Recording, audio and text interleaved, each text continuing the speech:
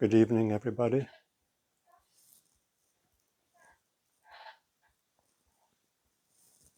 Thank you for coming.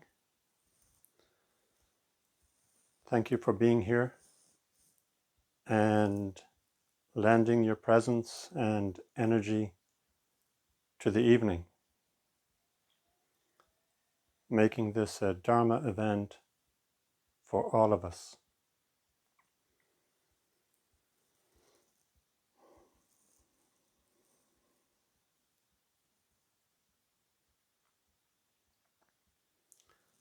So here we are. I think we are past the halfway point of our practice period. Well, we are, because we had skit night, and skit night was the halfway mark. So we're maybe 3/4 the way through. And it feels as though we are really settling in. It feels as though we really have settled in to the flow of the practice period. The regularity, the routine of the schedule, the repetition. The morning zazen with service, evening zazen with service, and evening classes or Dharma talks. 2 half-day sittings and 1 all-day sit. And the Sijiki retreat seems like a long time ago. Yeah, it feels as though we have covered a lot of ground, that we are well and truly in the practice period.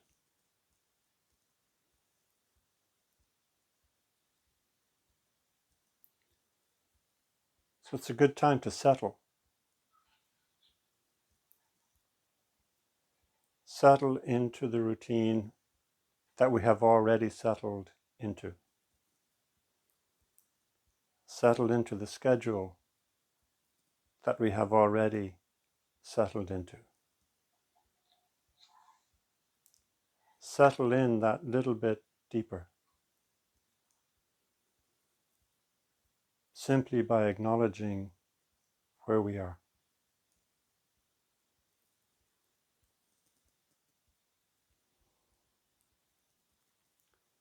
The days are still getting shorter,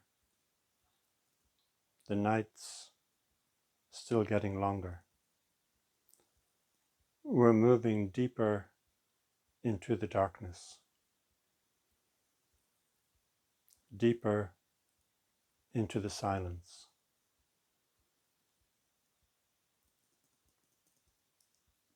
Winter started on November 1st, and we're approaching midwinter, or the winter solstice.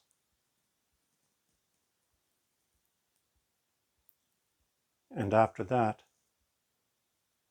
gradually, perhaps imperceptibly at first, the days will start getting longer, and the nights will start getting shorter.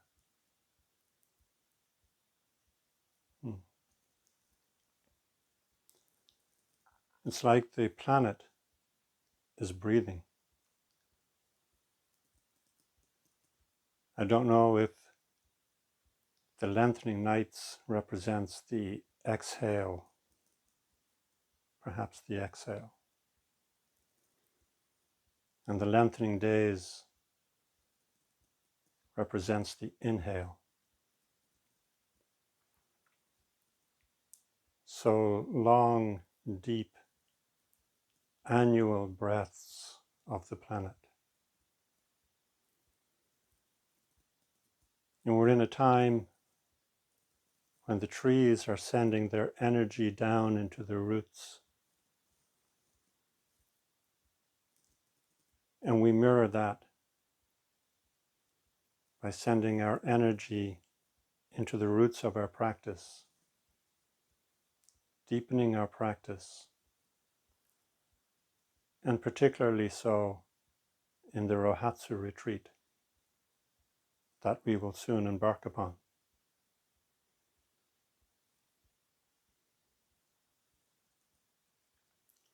So against this background of deep breathing, of long cycles, we enter into the darkness, return to the silence.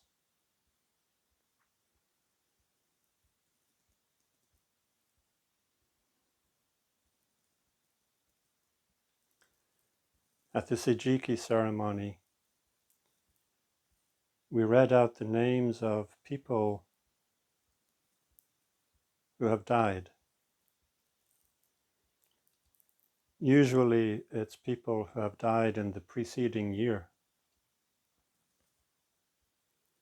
but it can also include people who died beyond the preceding year, but for whom we still feel a sense of loss and grief.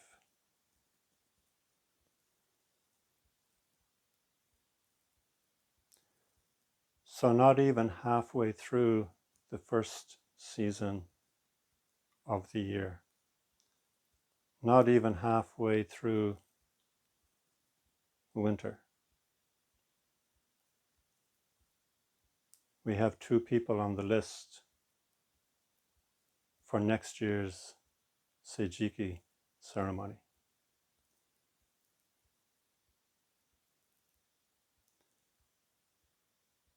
My brother-in-law's brother Tony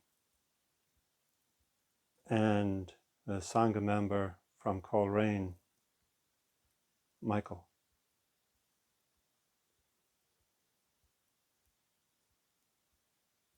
And it makes me wonder how many people will we have had a memorial service for in this temple or in this Sangha.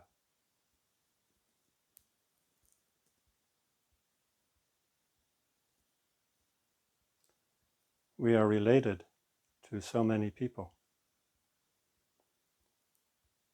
and related to each other through practice. The very robes that we wear, the clothes of our practice, bear testimony to our relationship to the Dharma and to a particular family of practitioners, to a particular way of practicing the Dharma.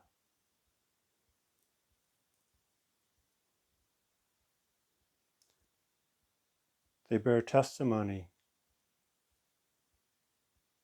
to our Sangha relationships and to our teacher relationships.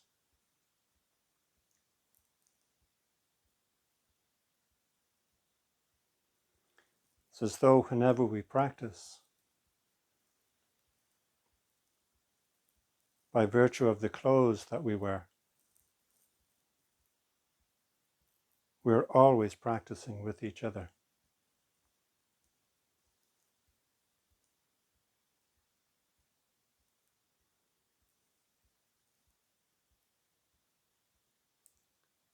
And soon, as the days begin to grow, as the light begins to grow in its length and intensity,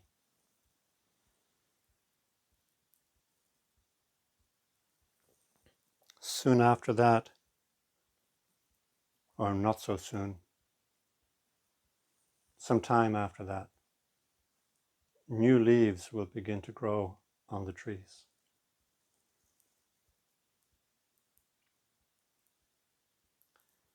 And just as trees gain new leaves, the Sangha gains new practitioners. And just as the trees lose their old leaves, eventually the Sangha loses its practitioners. There is this continual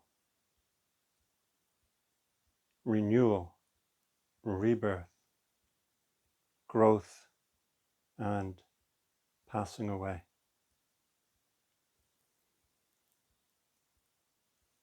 And in the midst of all this,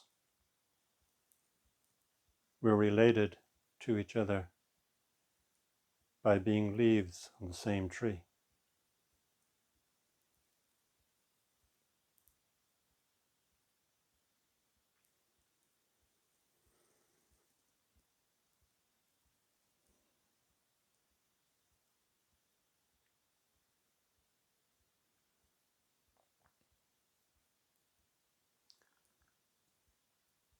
I like to think of the big picture sometimes.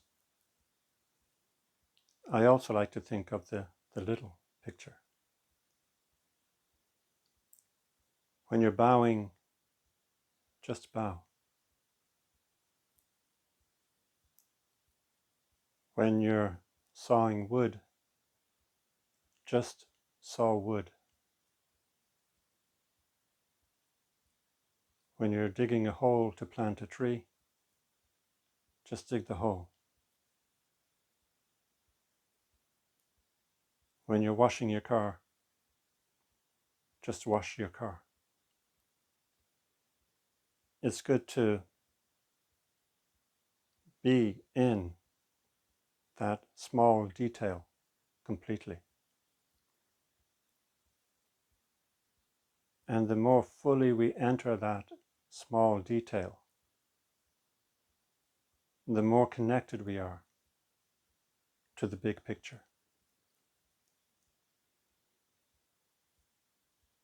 How big is that big picture?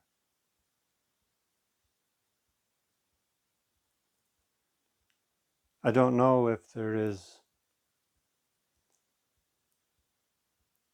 an edge or an end to the universe. You used to think that you could go infinitely in any direction, and there would never be a limit beyond which you could not go. So if you have an area that is infinite in every direction, there can be no center, or everywhere is the center. So when you are practicing with that small detail completely, that activity is the center of the universe. But maybe there is an edge, and maybe we can, at some point in the near future, maybe we can say how big the universe is. All these galaxies, well, I don't know. They're all moving away from each other. Will they reach an edge, a limit beyond which they cannot go? Maybe.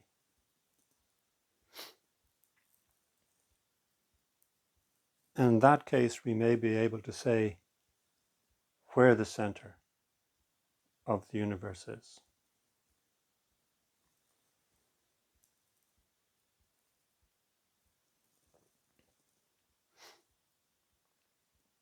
What's beyond the edge? Pure, very pure speculation.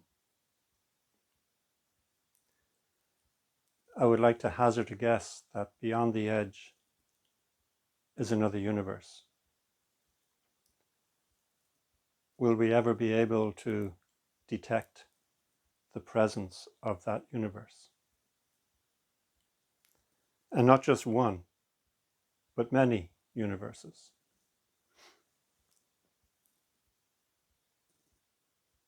Just as there are many solar systems in a galaxy and many galaxies in a universe, I have a hunch that there are many universes in what we could only call the mega universe.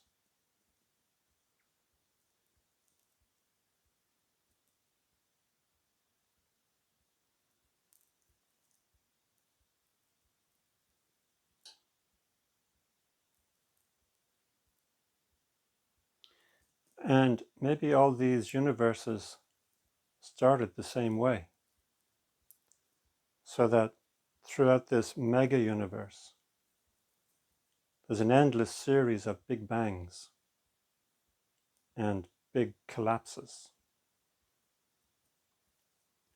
like a giant cosmic popcorn. And each kernel is a universe consisting of thousands of galaxies, consisting of billions of stars, consisting of billions of solar systems, and billions of planets.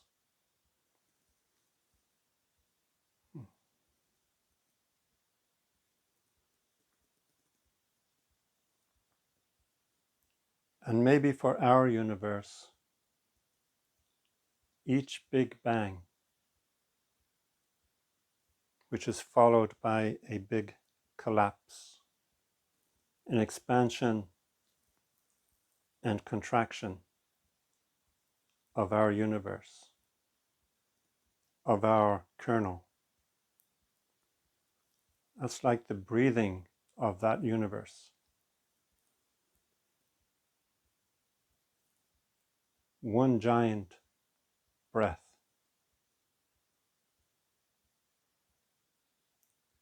And we are currently on the inhale of that breath. We are on the expansion phase of it.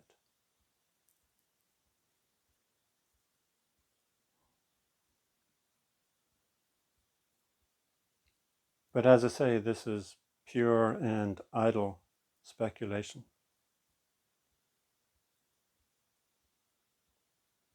It's a nice way to think about the big picture.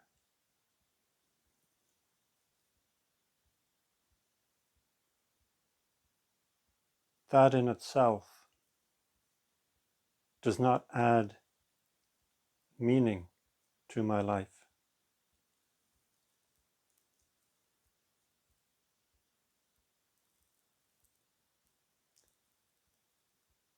Being totally committed to the small picture,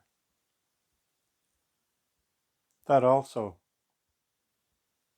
does not really add meaning to my life, or perhaps it does.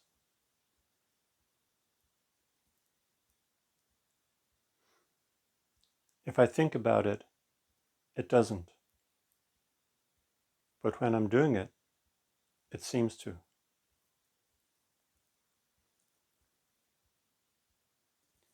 And yet it is in that commitment to the small picture that we express our true nature and are intimately connected to the big picture.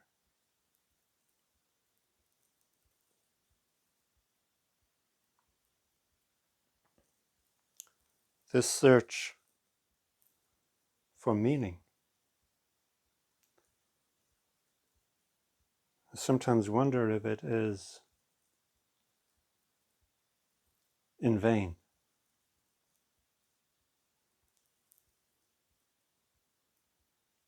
It is said that humanity, or human beings, are an animal that requires meaning.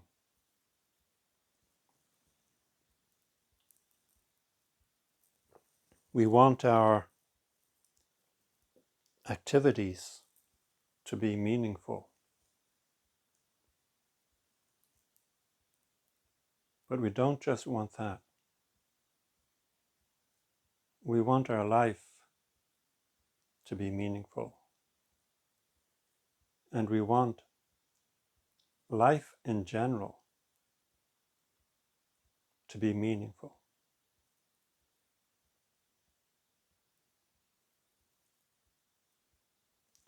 One of the great existential pronouncements is that life is essentially meaningless. There is no meaning to the cosmos. So in a sense, it's up to us to come up with our own meaning. But coming up with our own meaning seems somewhat dissatisfying.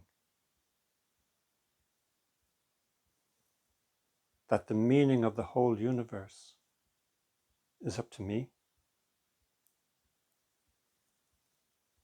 That's a little bit of a letdown, that there's no meaning behind the whole thing. There's just whatever I can come up with.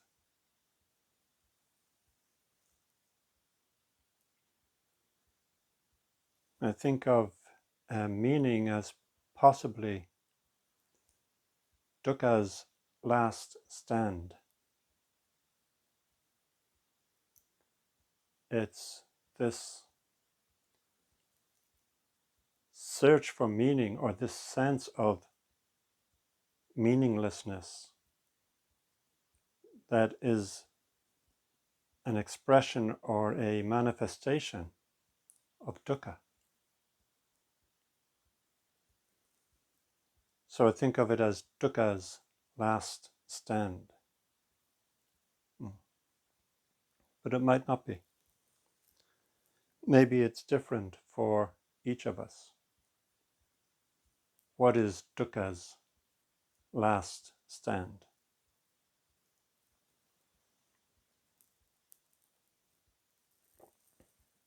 If you can take away or reach the cessation of dukkha,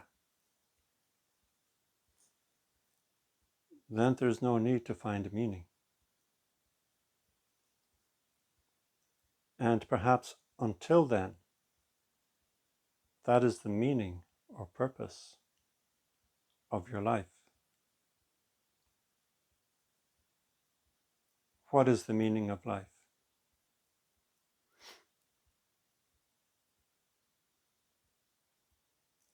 To solve that question,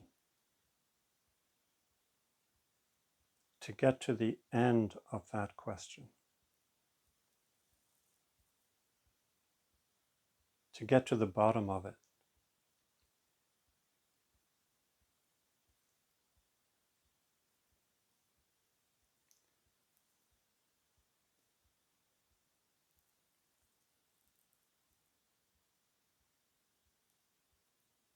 When you reach the end or the cessation of dukkha, life does not have to have a meaning. There does not need to be a meaning for existence. Being itself is enough. Just this is enough.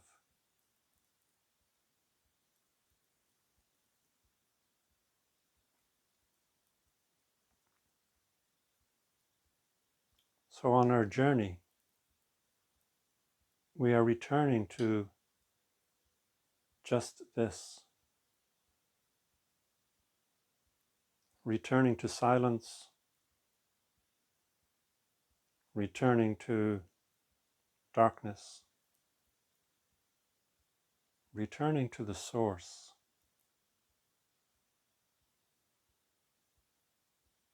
returning to the center of it all.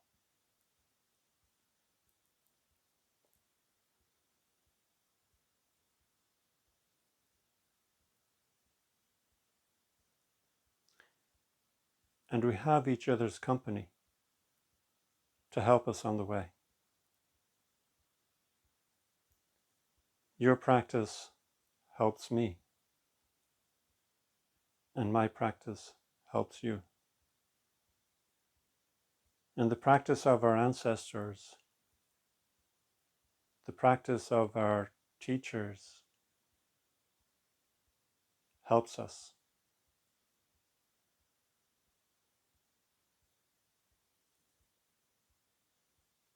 We're returning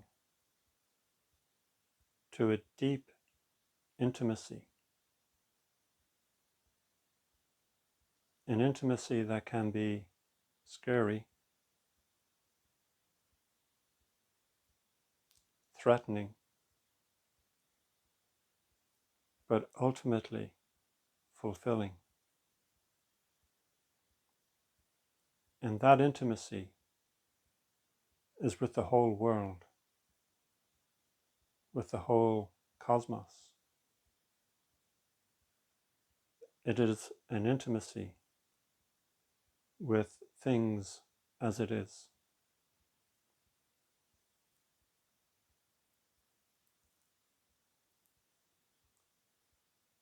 Gradually, perhaps even imperceptibly, we sink deeper into the practice, deeper into being present, deeper into being, deeper into the present. And it is this present that is the center and the source of everything.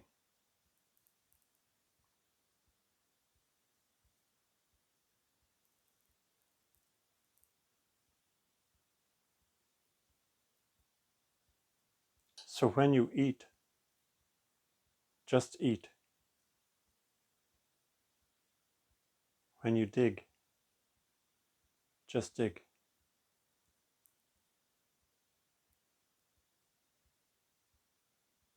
And if you can manage it when you laugh, just laugh.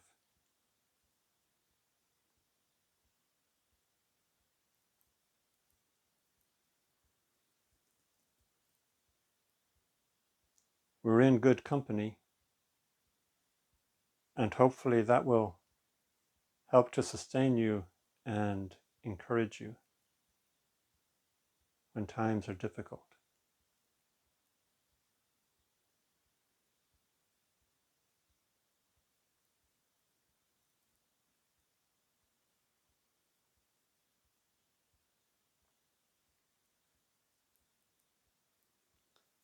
I think Carol said last week,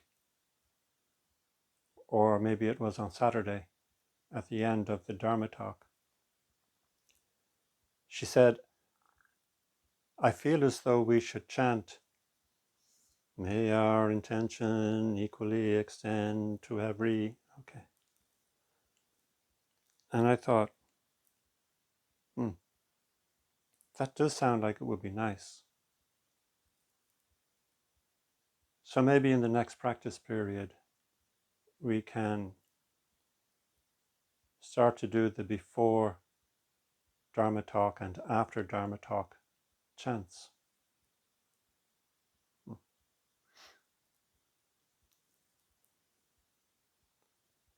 As we go into a practice period,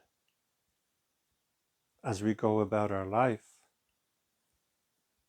paying attention to what is happening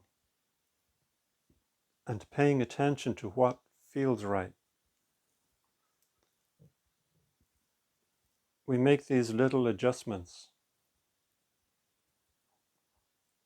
that helps things flow a little bit easier.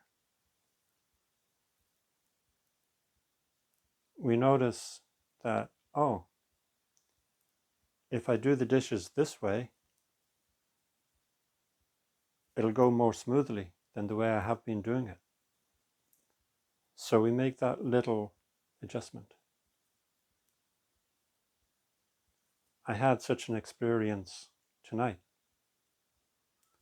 Instead of moving the computer from kind of the top shelf and putting it over here for the talk, so I'd do the bows while the computer was up there and then move it down here. I thought, oh, if I just put it on this keyboard shelf, then it can serve both positions. I don't have to move it for the Dharma talk. And it seems to have worked. Nobody is complaining anyway.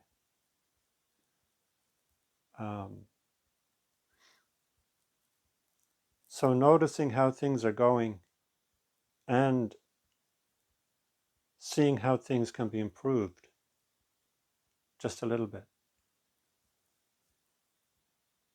We gradually refine our practice, our collective practice. We refine the way we fit together. We refine the way we chant.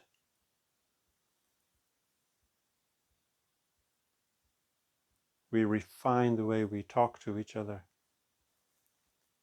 Our energy through the practice becomes more refined.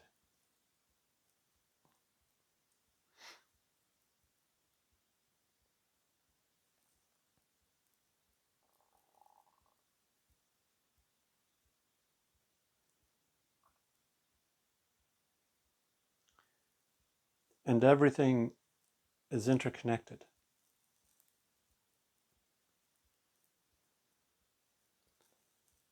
There is dukkha, and there is conditioned arising or interconnectedness.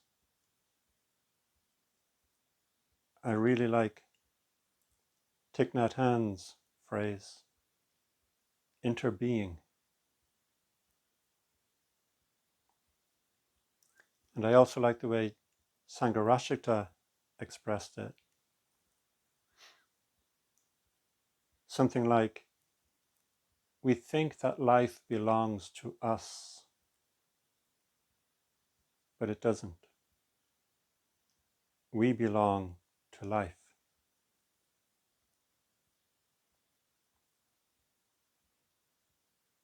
So we don't know what life is unfolding. COVID, the COVID pandemic, hard medicine, a lot of grief and suffering.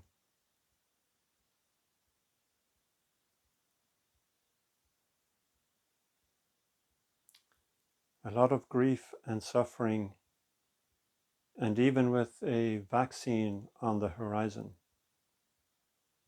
it is not over yet.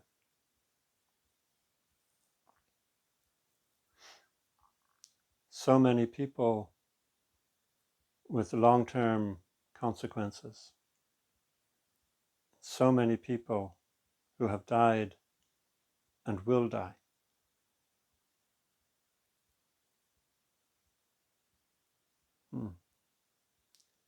And yet, in one sense, we owe this practice period, and definitely the previous practice period, to COVID.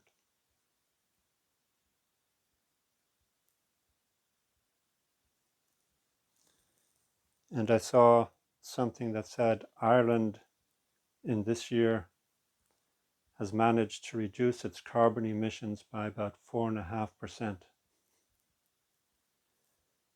I'm sure that's more to do with COVID than to do with the government.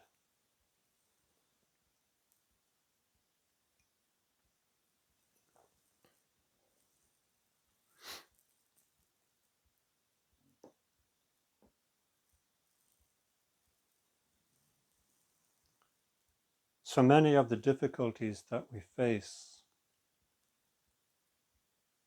are our own collective doing.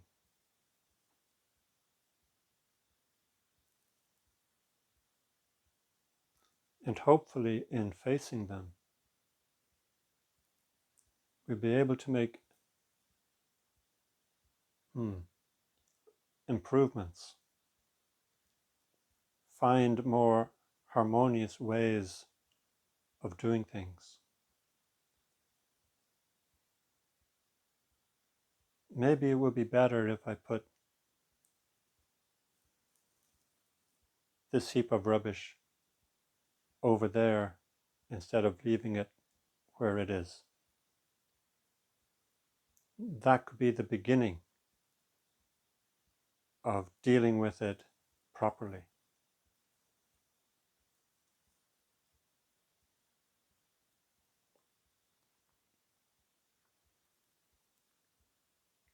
But it's really in this connecting with what we are doing, connecting with the small picture, that we realize or manifest our connectedness with the big picture, without even knowing what the big picture is.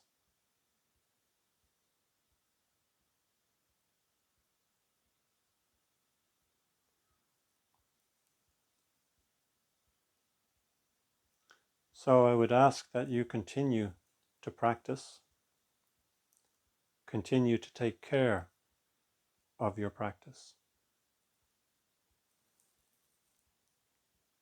Continue the practice of taking care of yourself and taking care of others.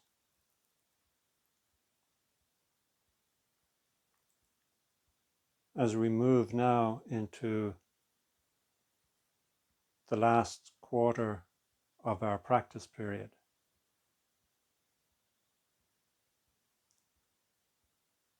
sink into practice. Sink more deeply or more thoroughly into practice.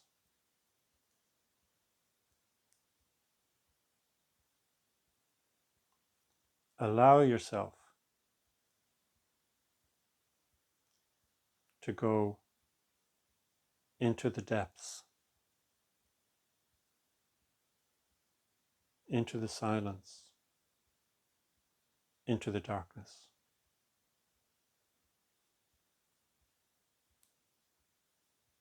Returning to silence, returning to the source.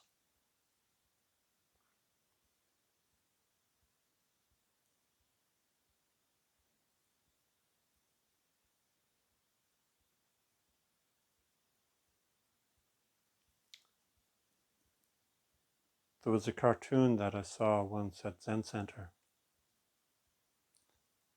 A wonderful priest, practitioner named Shotai, Marta del Rosa.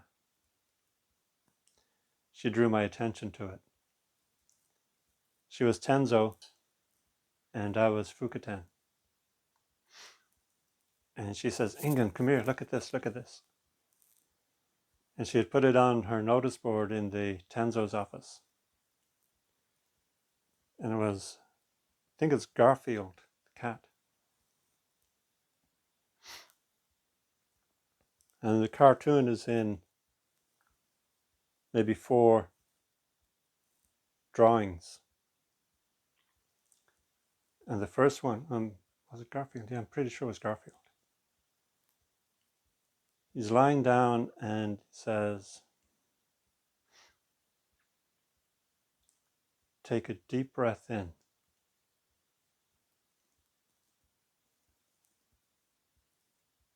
And let that breath out.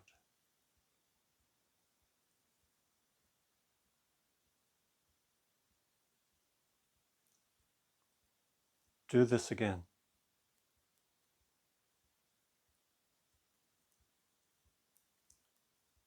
if you do this for a very long time, nothing will happen.